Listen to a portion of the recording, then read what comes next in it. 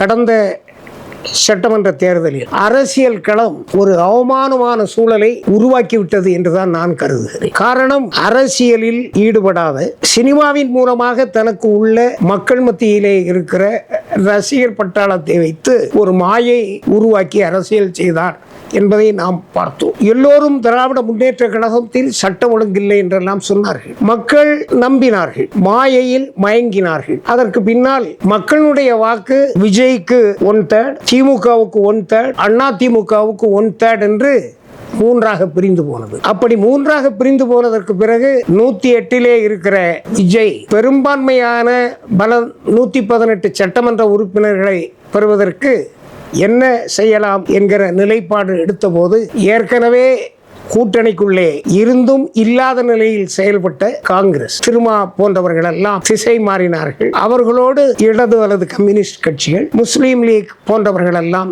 சென்றார்கள். சென்றவர்கள் வைத்திருக்கிற கூற்று, அண்ணா திமுகவும் திமுகவும் இணையவிருந்தது. பாசிசத்தோடு இருக்கிற அண்ணா திமுகவோடு திமுக கூட்டணி ஆட்சி செய்வதற்கு முயற்சித்ததால் தான் நாங்கள் தவாகவோடு சென்றோம் என்று சொன்னார். அது என்னை பொறுத்தவரையில் திமுக அதிமுக கூட்டணிக்கு முயற்சித்ததாக சொல்லுவதை நான் ஏற்றுக்கொள்ள மாட்டேன். இந்த கூட்டணியில் இருந்து வெற்றி பெற்றவர்கள் இப்பொழுது ஒரு அரிதான வாய்ப்பு, விஜய் முதல்வராக வேண்டுமையானால் விசிக அமைச்சராக வேண்டும், அப்பொழுதுதான் ஆதரவு கொடுக்க முடியும். காங்கிரஸ்காரர்களுக்கும் கடுமையான ஆசை மந்திரி பதவியிலே, எனவே அவர்களும் ஆதரவு தெரிவித்தார்கள். ஆனால் திராவிட முன்னேற்ற கழகத்தை பொறுத்தவரையில் கொள்கை ரீதியாக அவர்கள் இருந்த காரணத்தினால் இஸ்லாமியர்களுக்கு எதிராக செயல்படவில்லை, ஆதரவு நிலைப்பாட்டை எடுத்தார்கள். அவர்கள் பாதுகாப்போடு வாழ வேண்டும் என்று நினைத்தார்கள்.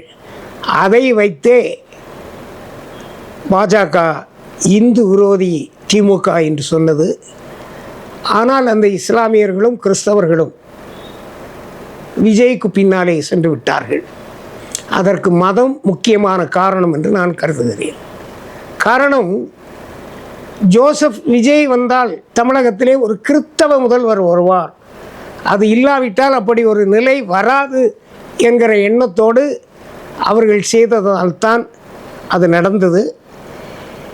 திருமாவளவன் கூட ஒரு முயற்சி செய்தார் என்று நான் நினைக்கிறேன். 2 பேரை வச்சுட்டு தமிழகத்தினுடைய முதல்வர் ஆகிவிடலாம், அதற்கு திமுகவையும் அண்ணா திமுகவையும் இணைத்து ஒரு நிலைப்பாடை கொண்டு வரலாம் என்று நினைத்தார்கள்.